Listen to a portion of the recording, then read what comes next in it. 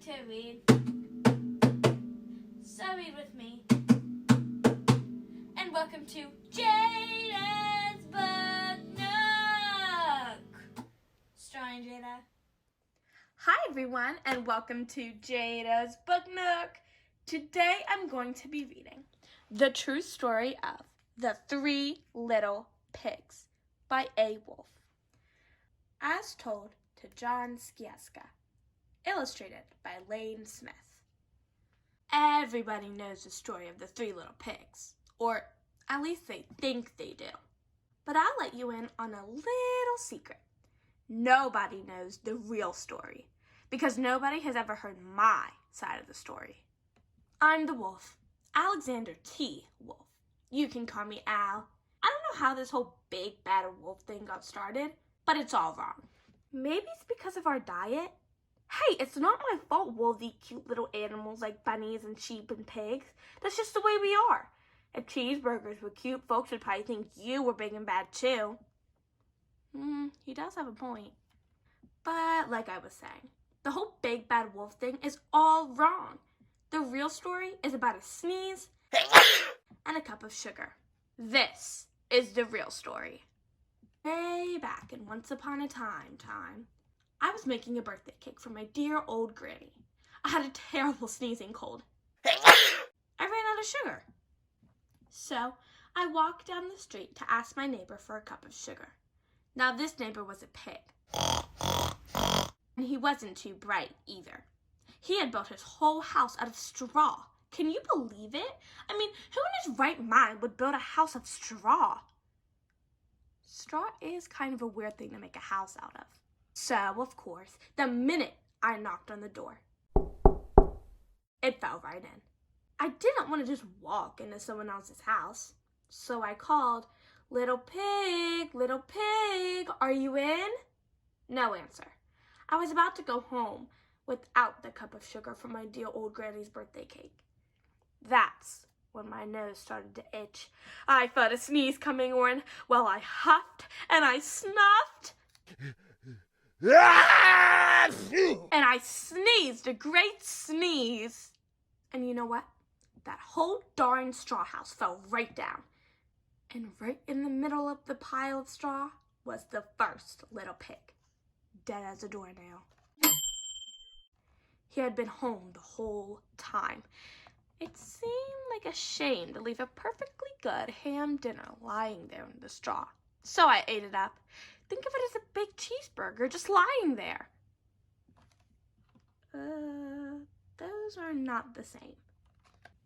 I was feeling a little better, but I still didn't have my cup of sugar. So I went to the next neighbor's house. The neighbor was the first little pig's brother. He was a little smarter, but not much. He had built his house out of sticks. I rang the bell on the stick house. Nobody answered. I called, Mr. Pig, are you in?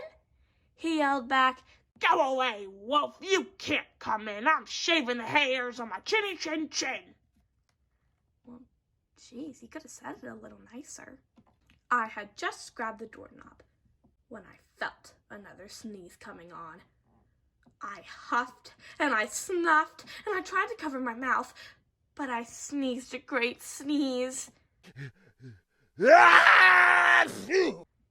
And you're not going to believe it, but this guy's house fell right down, just like his brother's. When the dust cleared, there was the second pig, dead as a doornail. Wolf's honor. He ate another pig. Now, you know food will spoil if you just leave it out in the open. So I did the only thing there was to do. I had dinner again. Think of it as a second helping.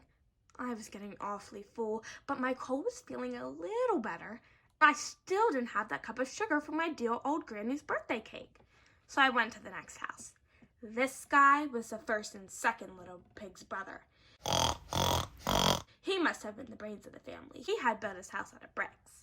I knocked on the brick house. No answer. I called, Mr. Pig, are you in? And do you know what that rude little porker answered? Get out of here, wolf. Don't bother me again. What is up with this pig family? They're all so rude. Talk about impolite. He probably had a whole sack full of sugar, and he wouldn't give me even one little cup from my dear, sweet old granny's birthday cake.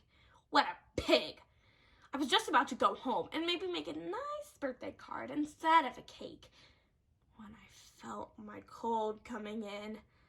I huffed and I snuffed and I sneezed once again. Then the third little pig yelled, "And your old granny can sit on a pin." Oh my gosh, what is wrong with these pigs? Uh-oh. I know Al is not gonna like that. What's he gonna do? Now, I'm usually a pretty calm fellow, but when somebody talks about my granny like that, I go a little crazy. When the cops drove up, of course I was trying to break down this pig's door, and the whole time I was huffing and puffing and sneezing. And making a real scene. The rest, as they say, is history. The news reporters found out about the 2 pigs I had for dinner. They figured a sick guy going to borrow a cup of sugar didn't sound very exciting. So they jazzed up the story with all that huff and puff and blow your house down. And they made me the big bad wolf. That's it. The real story. I was framed. But maybe you could loan me a cup of sugar? Bye! Hey, we like to read. So thanks for listening to